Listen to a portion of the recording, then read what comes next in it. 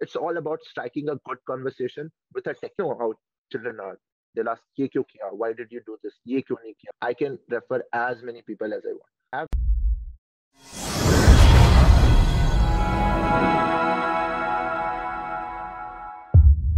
Hello everyone, welcome to SiteX. Today we have Anand Prabhakar with us, who is currently working in Postman. I would like him to kindly give a brief about him and share the interview process and everything one by one. So Anand, would you please introduce yourself? Hello, everyone. I've been working at Postman for the past 1 year now. Like it's almost been a year. And I joined Postman as an intern back in the month of February 2021. And from June 2021, I've been working at a team called Integrations Landscape in Postman. And my role has been of a full stack web developer, where I've been, given tasks both on developing backend and front end of products end to end. It has been a pretty amazing journey so far at Postman, and I'm really, glad to be here. It's really nice to see Atharva and Arohi after such a long time, and we hope that this interview, helps out a lot of students. Yeah. So the thing was that it was slightly unconventional. We have read about experiences or talked about experiences where interns get a PPO, they get an offer, and they get converted to full time. But in my case, it was the other way around. So my offer was an on-campus offer. So Postman visited our campus, Bitscoa, and that is where I got the offer from. But actually, at that point of time, I wanted to get an internship experience as well. So it's advisable in general to include some variation, and you can obviously do an internship in some other company if you're getting it. But I think the one of the advantages that is there in the pandemic situation is that if if at in the given amount of time, if you're unable to find an internship elsewhere, or if you don't have anything lined up, you can obviously communicate it to your HR, and that is what I did exactly. And by just having a conversation with them over a phone call, I was able to get an internship. That way, it made it easier for me when it comes to onboarding, because you are an engineering undergraduate and you are supposed to work as a software engineer. And giving some background about myself, I did my majors in electrical and electronics engineering. So I did not have that kind of CS background. So at that point of time, I thought that it would be a wise move because I'm working at the same firm, but as an intern. So the expectations from an intern is not that great as a software engineer. So I think it gave me a lot of cushion in terms of time to get onboarded and get up to speed with all the technologies that my firm was working at. So that's why I decided to, take up the internship. Wow, that's wonderful. Yeah, so you are from BITS Pilani Goa campus and Postman itself is from BITS Pilani Goa campus. कोई special treatment मिलता है क्या? So actually, I remember one thing. In my second round of interviews, I was asked this question by a senior software engineer. So she was not from BITS, but she knew that Postman is a Bitsian startup, and she asked me like, "Why do you want to join Postman? Is it just another company for you?" And I think at that point I played my cards really well.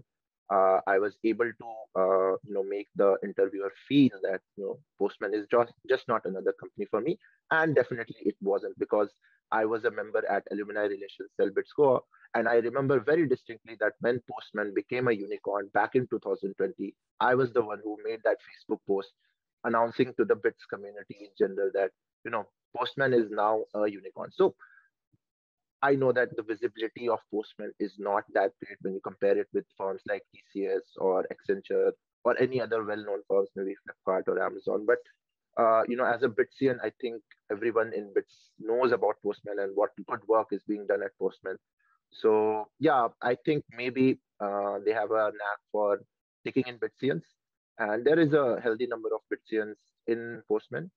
But at the end of the day, I think it's primarily based on your merit, not what college you are from, because obviously there are people in my team who are from other colleges and they know an awful lot more than me. So maybe not. Right. So it's an open-ended answer. Yeah, right.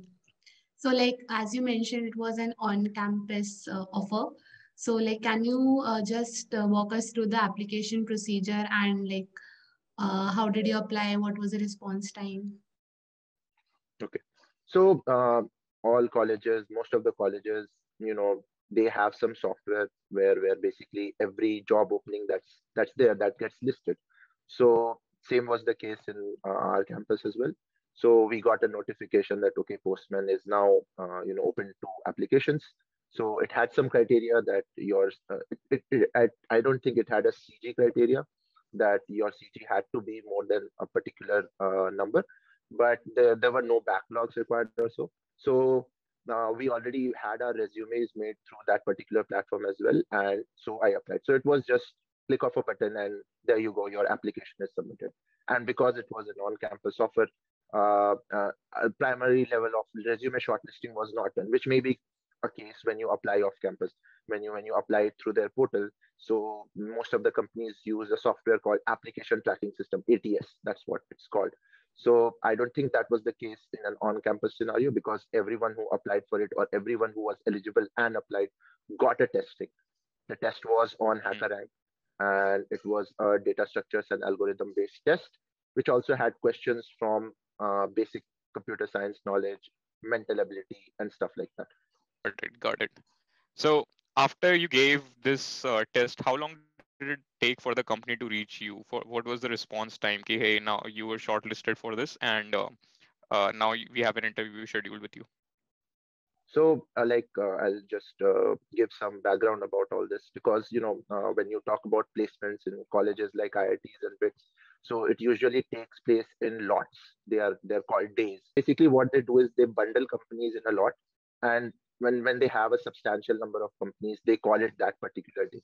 When you apply off campus, in that case, I have like there are few interns in my company, and I had a chat with them and they've told me that they applied 15 days later the company reverted back, they gave the test, then 2 months later they were intimidated that they have an interview lined up in the next 10-15 days.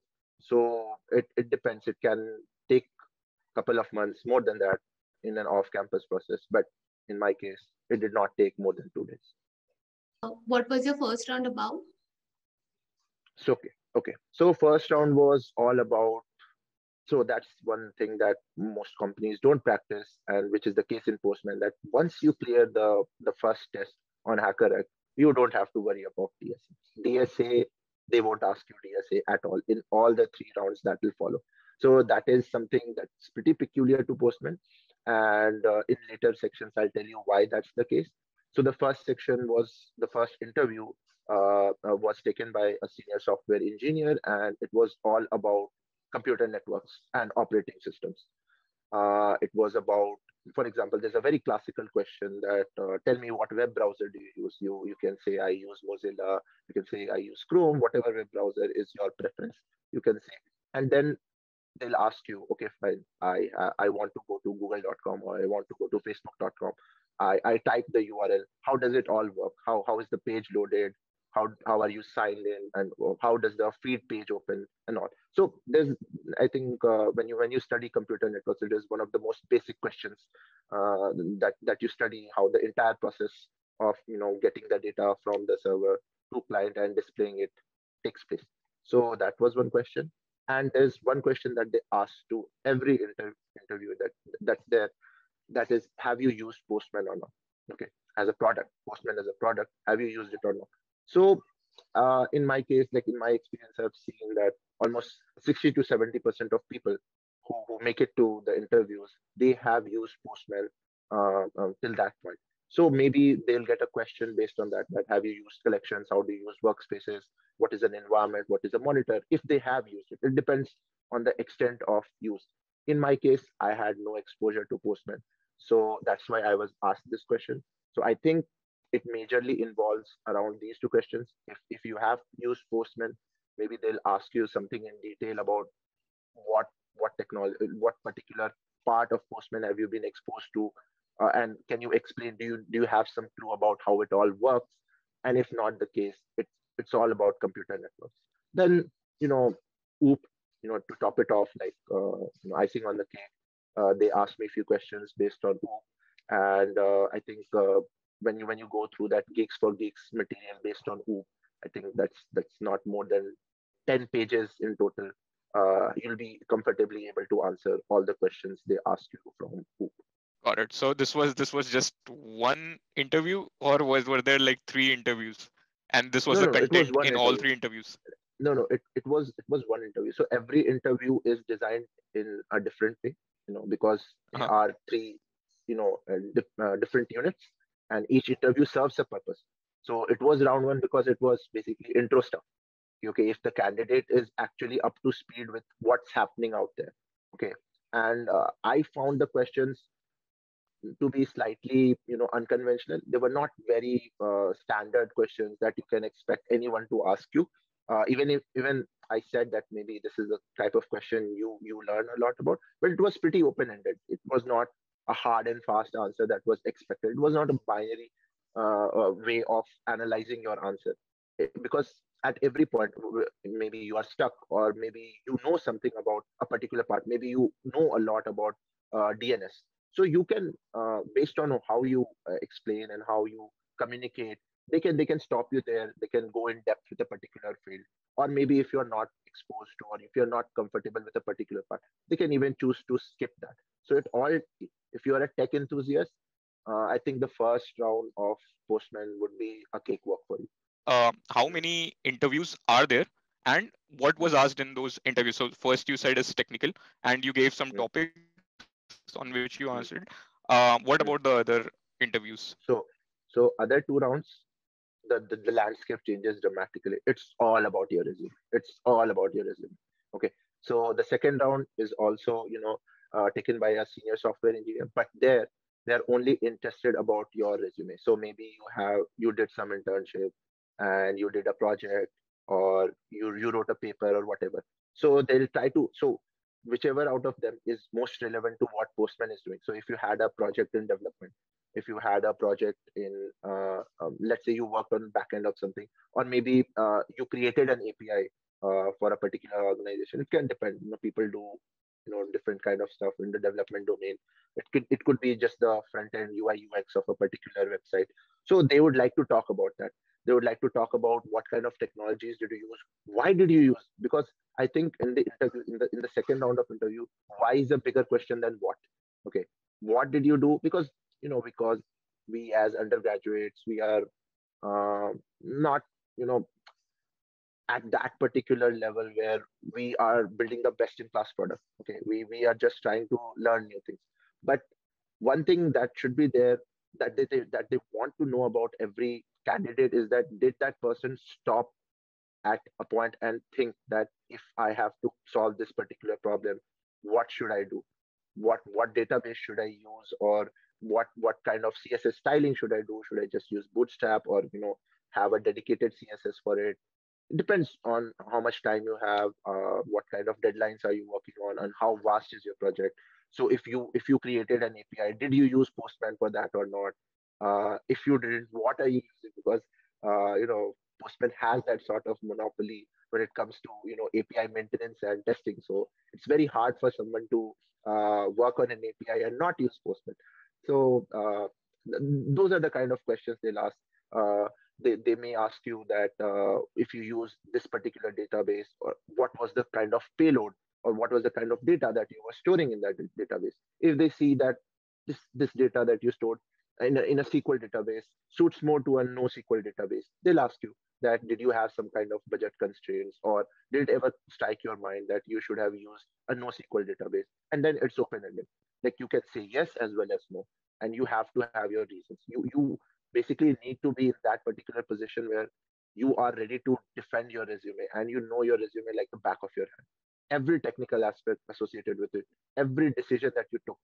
So my suggestion to any candidate who sits in these kinds of interviews is write a story about your particular project. Give around 1 page to your story. Right, you write a story. I did this, I did this, I did this, I did this, and then find as many questions as you can that a 6-year-old will ask you, if he has that sort of technical stuff. ऐसे क्यों नहीं किया? Ask yourself these questions. If you are prepared in such a manner, you'll cruise to the second round as well. And I was not prepared for that. So it is something that if you can manage to do on spot, then also you can pull it off. But if you have that sort of preparation already, it will prove advantageous for you. That's a very useful tip actually, not just for Postman, for any kind of interview. You need to know your Hmm. resume thoroughly. Even ask your friend or best friend. है ना कि Yeah, just go through this and ask whatever sort of question that you can ask. If you're not able to answer that, it's better to remove it from your resume. yeah. So I am happy to see that when it comes to companies like Postman and other unicorns and other startups, okay, they are slightly moving in an unconventional direction where they know that a person who is good at DSA may not be the most suitable candidate for the company. Type of questions and how many questions were asked in this online coding round? Okay, so as I told you, the test was conducted on HackerRank and it consisted of 20 questions in total, out of which 17 questions were multiple choice type questions. It contained topics like OS, DBMS, other non-DSA subjects, as well as some mental ability like pattern recognition kind of questions you see in CAT, something like that. Okay, based on some mental ability. So 4 5 of those questions, and then 10 12 based on basic computer science. Then we come to the three DSA questions, which I think you should attempt first. They don't ask DSA in interviews, but they compensate for that by asking extremely difficult questions when it comes to the coding rounds. And if you go to lead code, just if you want to practice for Postman, just do all the hard questions, man. It was for 1.5 or 2 hours in total. Great. So moving on to our next questions, like what are the perks to join this company? And okay, fine. So Postman, as you know, it's one of the most famous unicorns in India. So I think joining Postman would be beneficial for you because at first, it is a unicorn, so you get exposed to the work culture that we know about how unicorns operate. And if you just find few articles about Postman, it always gets voted as one of the best places to work. Also internationally as well as on a national level. Top 50, top 100, you'll always find Postman. So one thing that I can assure you is that the work culture here is pretty good. Why? Because you have a sort of responsibility. You have the ownership of your product, and you know what? It triggers that psychological thing in your mind where you get attached to the product. So that you grow attached to it, and then it's like a child to you. So I think they have been successful in replicating where the developer is concerned about the product more than anyone. So people here are also quite warm and friendly, and it's a pretty good working environment. We also have unlimited paid times off, so you don't have to worry about taking a leave if you want to. So if you want to take a trip, take a hike, you can be the person who initiates the plan because you don't have to worry about your holidays. Ki, I have to apply and then I have to get it approved. So mera to BT hai. So you'll never be that kind of person who spoils the Goa trip. You can be the person who took the initiative of starting that particular plan. Then other people may ditch you. So that's it. And having said that, the pay also is quite generous. I Whatever numbers I tell you won't be of help because it depends on where you got your application done from, what college are you from. Okay, uh, it's slightly on the higher end when it comes to BITSIANs and IITians, and it includes a joining bonus as well. But if you are an intern who got a full-time offer, you won't get the joining bonus, and then it can vary. So it's pretty dynamic. So any number would not be the right, justification of the figure. But as I said, if I did not say it, I'll just tell you this: that job is way more than what you get paid. Okay, and it's all about the other aspects of job as well. And I think it covers everything quite nicely. So I remember FIFA में एक graphics होता था player के बारे में, उसमें they used to show overall how the player is attack, defense, passing and Right. whatever speed and all. So us way mein, I think Postman covers all the aspects and it's pretty nice. Uh, so that's the perk, the best of all worlds, I guess. Sounds amazing. And talking about Goa, it looks like you are already in Goa. पीछे का Yeah, man. background वगैरह सब लगा Yeah, है. I love अभी the तक beach. even after completing the college from the Goa Yeah, campus, अभी तक गोवा yeah. नहीं छूटा लगता है. Can't Nee, I'm leave still Goa on so the plan. easily. Yeah. We have spoken so much about Postman. I think like so many of the viewers like might have this urge to apply right now. So like, would you be available to refer some of the people? Yeah, And this so is about actually the most weighted question, Anand. Let me tell you, because matlab, not a postman doesn't visit all the campuses, right? okay, referred around 5 to 10 people so far, and I'm still open to referring people.